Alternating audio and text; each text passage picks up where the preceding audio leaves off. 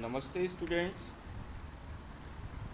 this is JVN Brijesh Kumar Yadav, Faculty of Education and Methodology.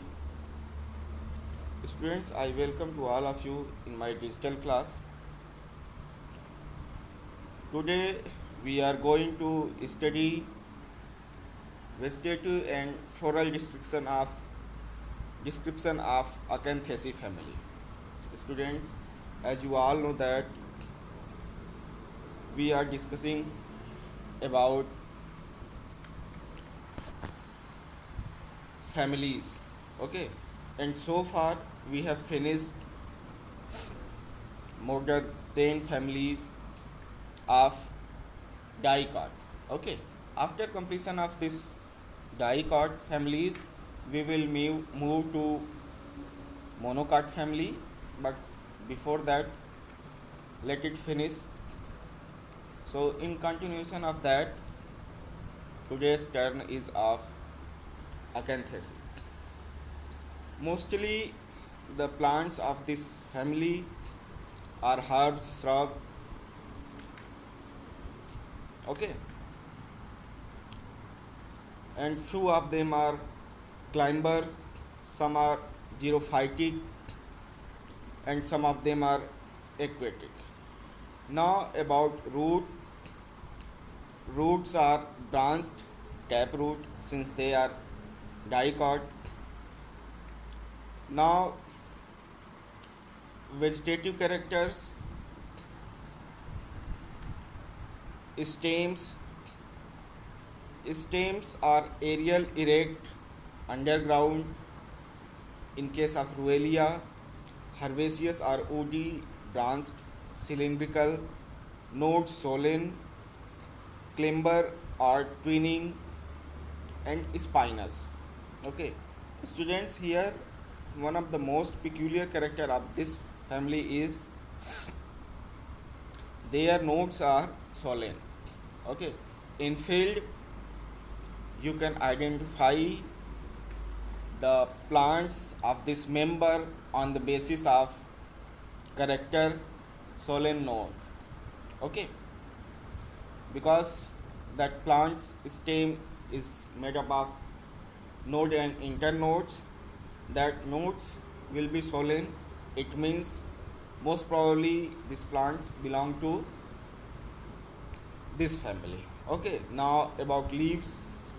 Leaves are opposite decussate, simple, exstipulate, petiolate, usually entire, acute apex, hairy.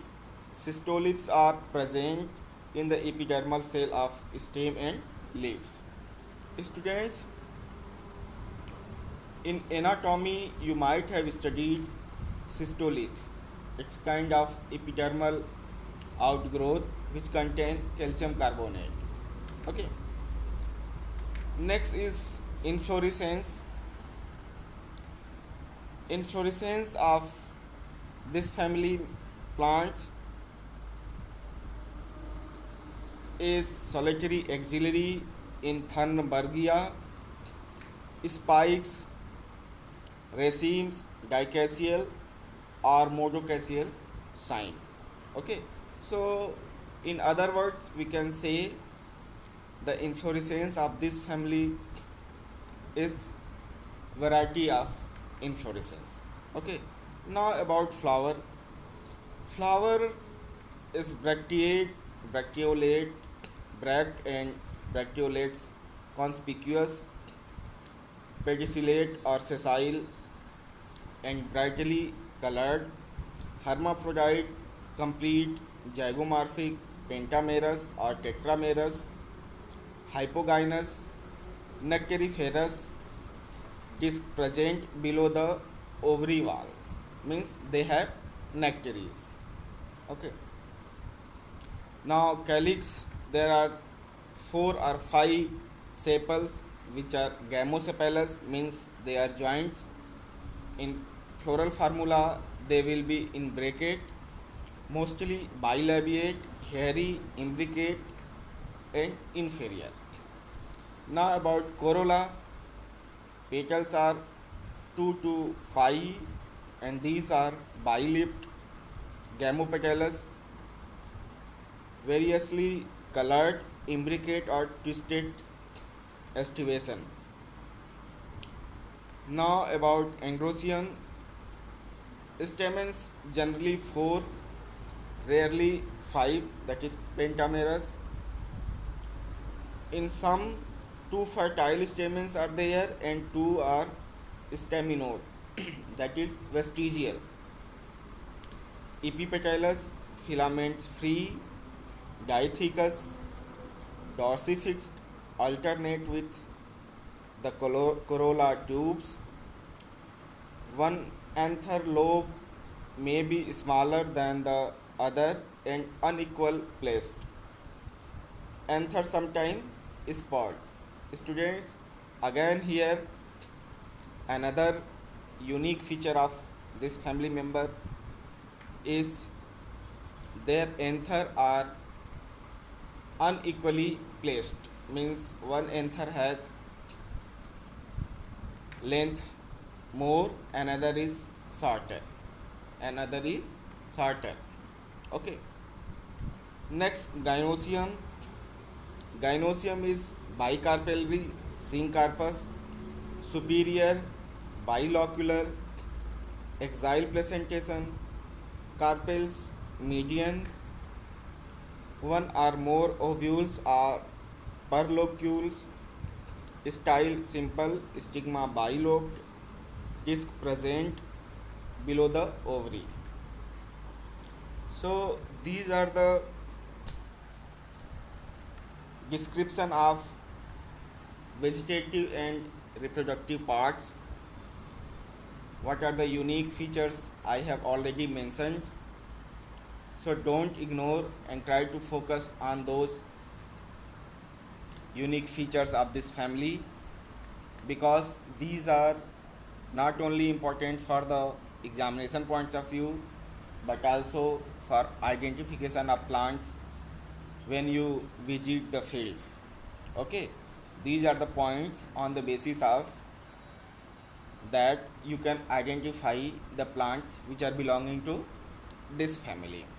Okay, now seeds are non-endospermic with hooks, that is jaculators. Students, this is another unique feature of this family. So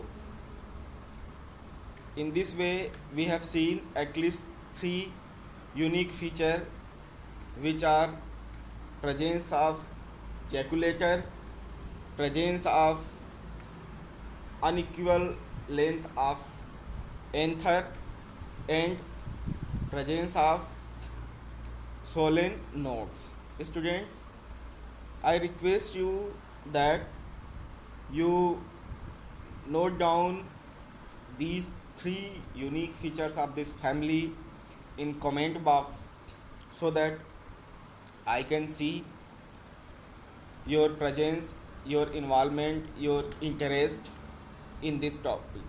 Okay, I will wait for this. So I humbly request to all of you, please do that. Okay, now economic importance of this family. This family is very important from medicinal point of view, because some plants are medicinal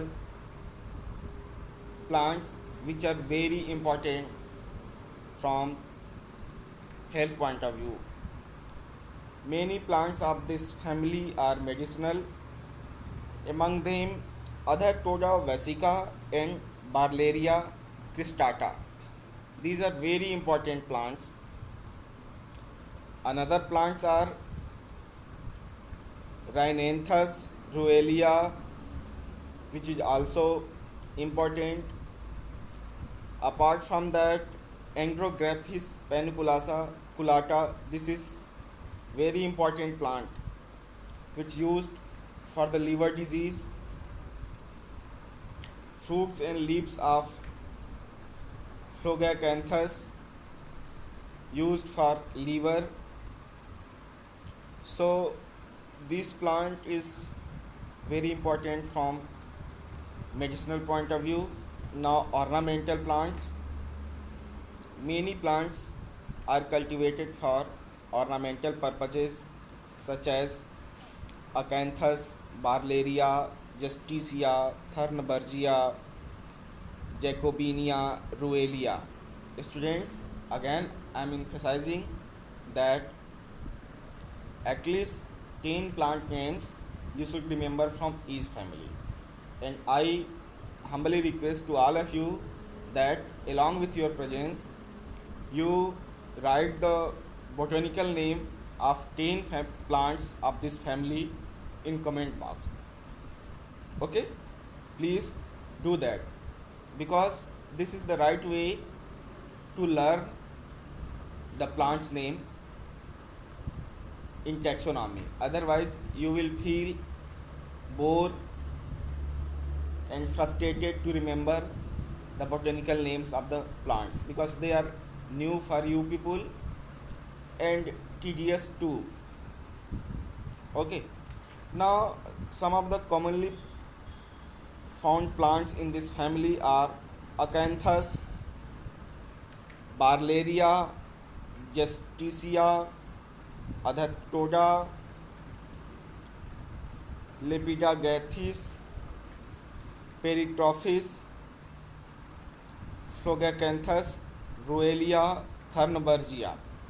Okay, student, I have mentioned only genus species,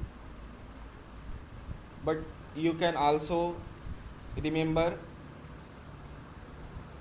genus species both. Okay, so students, in this way we have finished this family. Again I am requesting to all of you that please work out on this family and note down in comment box whatever I have said you. Okay, thank you very much.